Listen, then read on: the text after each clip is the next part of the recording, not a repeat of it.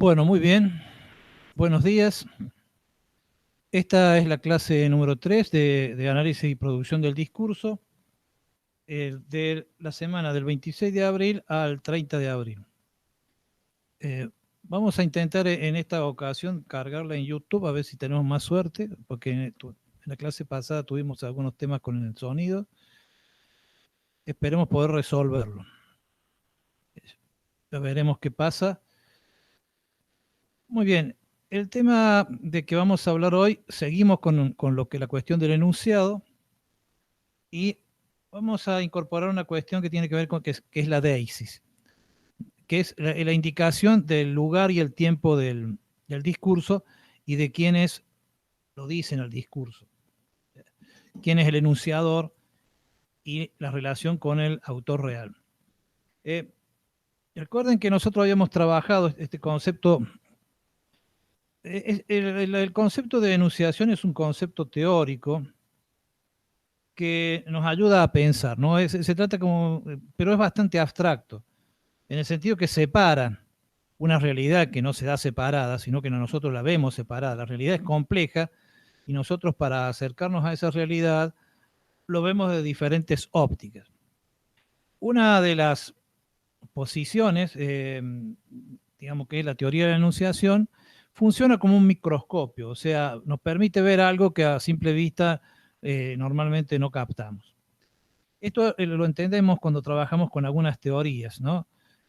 Yo entiendo que a veces la teoría de la enunciación es un poquito, al principio cuesta un poquito entenderla, en el sentido que produce un desembrague, ¿no? Como un embrague, vieron que el embrague en el auto conecta el motor, ¿no? Cuando yo desembrago, el motor gira y el embrague no.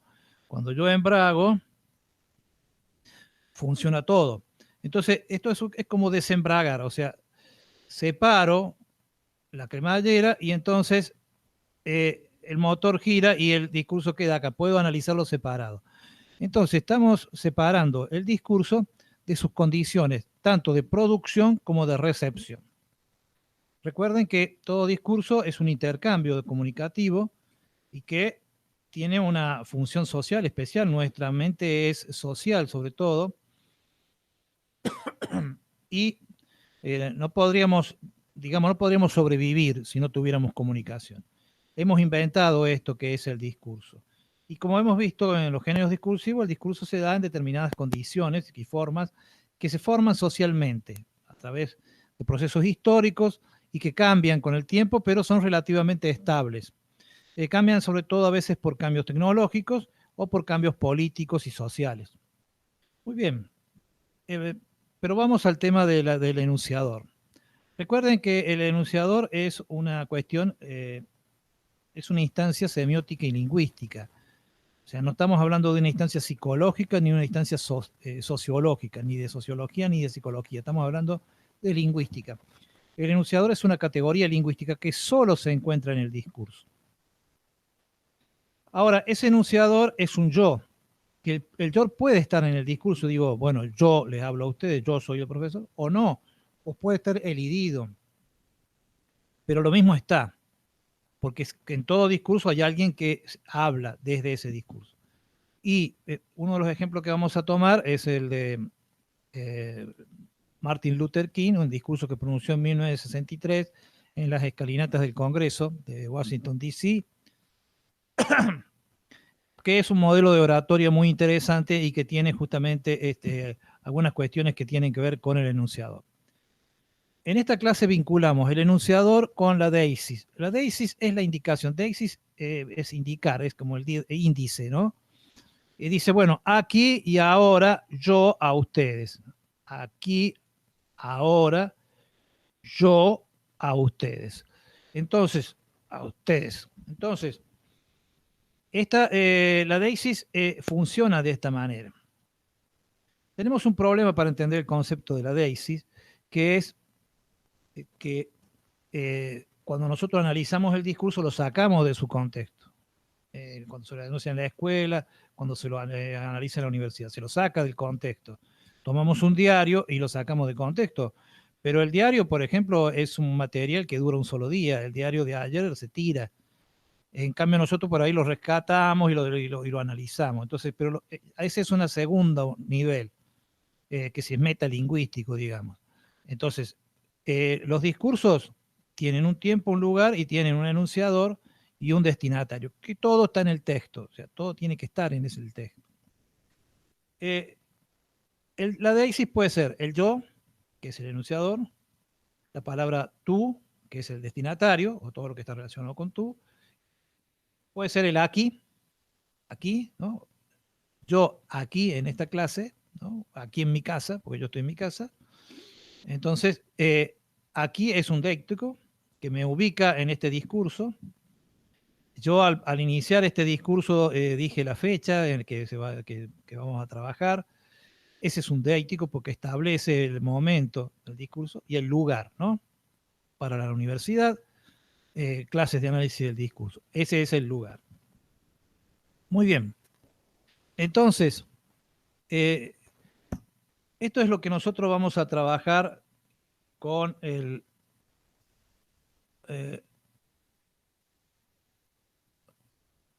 con el discurso. Y esperen que voy a tratar de pasar. No siempre me permite las presentaciones. Entonces, vamos a ver.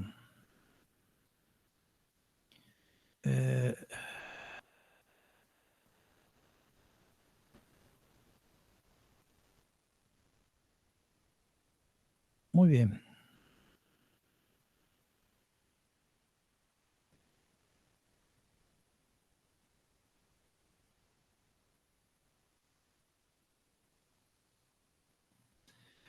Entonces, nosotros vamos a ver que el enunciador solo existe en el enunciado.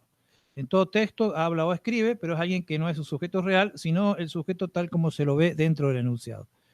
El enunciador es un efecto de sentido del enunciado. La palabra déisis, bueno, es una palabra que proviene del griego y pertenece al campo de semántico de señalar, indicar, como yo les había comentado. Todo texto, cuando se inicia, hace una toma de posición. A eso se llama deixis, es el aquí y el ahora. Y después funciona la referencia, o sea, habla de lo que interesa. Ahí vamos a ver el discurso de Luther King, que dice, ¿no? Estoy orgulloso de reunirme con ustedes hoy en la que quedará como la mayor manifestación por la libertad en la historia de nuestra nación. Muy bien, acá me voy a detener, esta clase la vamos a dedicar a este tema solamente. Estoy orgulloso, ese estoy, eso I am, ¿no? Que en inglés yo estoy, se refiere a un yo. Ese yo es el enunciador.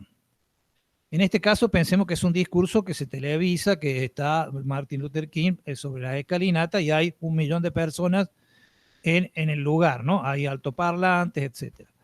Entonces, ese es el deístico, nos relaciona el texto con la realidad. O sea, nos saca del texto, nos conecta con el lugar y el tiempo. Entonces dice, estoy orgulloso de reunirme con ustedes hoy. Ese hoy, que es 1963, también ubica el texto en ese lugar, fuera de lo que está diciendo, o sea, con lo que está pasando fuera, en lo que quedará como la mayor manifestación por la libertad en la historia de nuestra nación. Hace 100 años, y acá ese hace 100 años ya se introduce no como un deítico, sino como una referencia anafórica en el sentido de que hace 100 años se refiere a hace 100 años de 1963, no de a hoy. Hoy haría más de 100 años, porque esto es 1963, han pasado casi 60 años, 58 años. Entonces, hace 100 años se refiere a hoy, que es 1963. Entonces, hace 100 años cumple una función anafórica. Anafóricas son las palabras que van uniendo la cohesión del discurso, que nos unen a lo primero que se dijo, a la primera oración. Hace 100 años nos une a hoy. un gran americano cuya sombra simbólica nos cobija, porque él justamente está debajo de una estatua, firmó la proclama de emancipación. Este importante, este también se refiere no a hoy ni a hace 100 años, sino que se refiere a el gran americano, cuya sombra simbólica nos cobija, ¿no? Cumple también una función anafórica, ya no relacionada con el deítico primero, sino con la referencia, o sea, con el tema del que se está hablando. Bueno, yo casi que me quisiera detener aquí para que ustedes después en el trabajo práctico que tienen con que contestar la asistencia, puedan pensarlo un poco. No es muy complicado. Digamos, los deíticos son las primeras palabras generalmente que aparecen en el texto y que nos ubican en la situación. Y las palabras anafóricas son aquellas que nos unen, nos van uniendo el texto. Si ustedes leyeran el resto del discurso, de estos 100 años los repite varias veces. Cumple una función anafórica varias veces.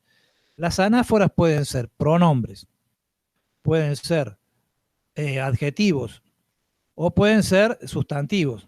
Pues yo puedo repetir, como por ejemplo 100 años, ustedes van a ver que los repite varias veces. O puedo utilizar un pronombre para no tener que repetir, ¿no? Como es un discurso oral, y esto lo vamos a ver cuando estudiemos oralidad y escritura, la repetición está permitida.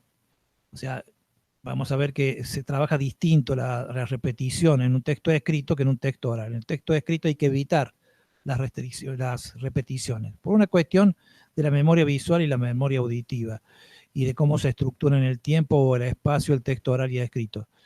Pero en un texto oral la repetición muchas veces es necesaria, porque hay que volver de alguna manera al principio, porque la memoria funciona de otra manera. Tiene que ver con una cuestión de comprensión de memoria. Bueno, entonces,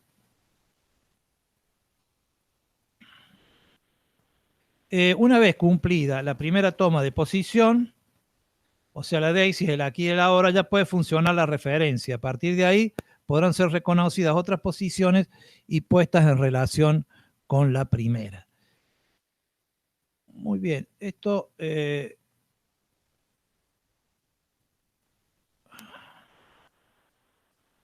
ver.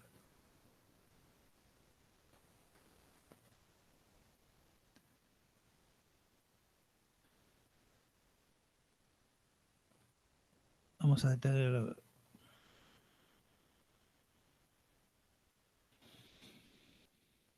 Es un... La déisis y la anáfora es un tema que requiere cierta paciencia. Es un detalle, ¿no? A veces uno analiza grandes cosas y a veces se tiene que detener en pequeños detalles. Este es un caso. Entonces, para cerrar un poquito esta clase, quiero entonces decirles que en un enunciado, en un texto, dentro del texto, si nosotros aislamos el texto de su contexto de producción y de su contexto de recepción, vamos a encontrar un enunciador que puede estar presente con yo, o puede estar en tercera persona con alguna de las modalidades de la tercera persona, pero lo mismo de alguna manera, todo texto está firmado por alguien, o sea, el yo está presente, y después un destinatario que puede ser, que siempre es presunto, ¿no? Como ya habíamos charlado un poquito en la clase pasada. Y después, la otra cuestión que está dentro del texto es los deíticos, que nos ubican en la situación de comunicación, y las anáforas, que ya tienen que ver con la coherencia del texto. O sea, que nos van relacionando ese primer deítico con el resto del texto, ya sea la referencia o el tema primero. O sea, es como ir hilvanando el texto. Una cuestión que yo también tomo acá y que en alguna de las preguntas del cuestionario va a estar es el tema de la ficción. Los textos de ficción no tienen una déisis propiamente dicha, porque los textos de ficción no trabajan con un anclaje en la realidad, sino que crean su propio mundo. Por lo tanto, nosotros más que déisis a un texto de ficción, lo que le pedimos a un texto de ficción es coherencia interna. O sea, uno puede inventar cualquier cosa en una novela o en una obra de teatro o en una película o en ciencia ficción, pero le pedimos al texto que, bueno, que si de pronto aparecen extraterrestres al principio que después no se transformen en una película romántica, por ejemplo. No sé, o sea, hay géneros y le pedimos cierta coherencia a ese texto. Pero el mundo que se crea en el mundo de ficción no es el real, sino que se llama un mundo diegético o mundo de la diégesis. Que a partir de, por ejemplo, en una película es a partir de la primera escena. Ya la primera escena, cuando vemos el modelo de auto y la ropa que usa la gente, ya ahí nos metemos en un mundo diegético. Tenemos esa capacidad de poder suspender la incredulidad, ¿no? O sea, de pronto sabemos que eso no existe, pero lo disfrutamos lo mismo. Entonces aquí la Daisy no funciona de la misma manera, porque aquí el aquí y ahora se refiere a ese mundo cerrado. O sea, el mundo de la ficción es un mundo cerrado. También lo es el mundo del mito. El mito es cerrado, no tiene relación con la realidad. No se lo puede poner a la prueba con la realidad. Sí se lo puede poner a prueba con la coherencia interna. En cambio, los textos periodísticos, los textos legales, los textos administrativos, son todos textos que tienen que tener un indicio con lo real. Por supuesto, un periodista cuando escribe cuenta una historia, pero esa historia tiene que tener pruebas. O sea, un periodista tiene que escribir con pruebas que le permitan a él construir esa suposición. Lo mismo cuando se hace un juicio, ¿no? Aparecen los testigos, aparecen las pruebas, y a una persona no se dice que es culpable, a una persona se la declara culpable en un juicio. ¿Por qué se la declara culpable? Porque la verdad es algo que nosotros no podemos saber 100%. Podemos tener indicios. Entonces lo que va a decir un juez, tenemos las suficientes pruebas como para declarar a esta persona culpable. Pero es una cuestión social, no es una cuestión real, digamos. Porque el hecho ya sucedió, nosotros lo estamos reconstruyendo, todo hecho del pasado ya no existe. Lo que nosotros hacemos es, a partir de los restos de ese pasado, de lo que quedó, construimos una historia, que puede ser más o menos, nunca sabemos hasta qué punto es 100% cierta, ¿no? O sea, hay cosas que no podemos. Entonces, esto es muy importante que diferenciemos un texto de ficción de otros tipos de géneros que sí necesitan de la Daisy. El ejemplo típico es un acta. Toda acta, ¿cómo empieza? A los 25, hoy es 26, a los 26 días del mes de abril del año 2021, el profesor Ruiz de la Costa, no, ta. Entonces, ubicándose en la ciudad de Río Gallegos, empieza esta clase. Eso claramente, toda acta que se hace, por ejemplo, cuando tenemos un accidente o cuando nos reunimos para formar un club deportivo, bueno, tienen que tener esos déiticos que lo ubican, una escritura también lo tiene que tener, en tiempo y lugar. Fecha, lugar y quiénes son los actores, ¿no? O sea, quiénes son los yo y a quién va dirigido. Son los elementos fundamentales de cualquier texto que esté anclado en la realidad. Espero que no haya sido muy complicado. Es sencillo en realidad, pero es para que diferenciemos primero los textos de ficción de los textos que tienen que ver con pruebas y que están anclados de alguna manera con lo real, y también que, digamos, veamos estos elementos que sí tienen que estar en un texto para cuando nosotros tengamos que producir un texto en alguno de estos contextos, por ejemplo, administrativo o en algún contexto científico, etcétera, recordemos que tenemos que vincular ese texto a lugar, fecha y actores, ¿no? Lugar, fecha, actores. Muy bien. Espero que esta clase sea de utilidad. Si no, me lo hacen saber. Saludos.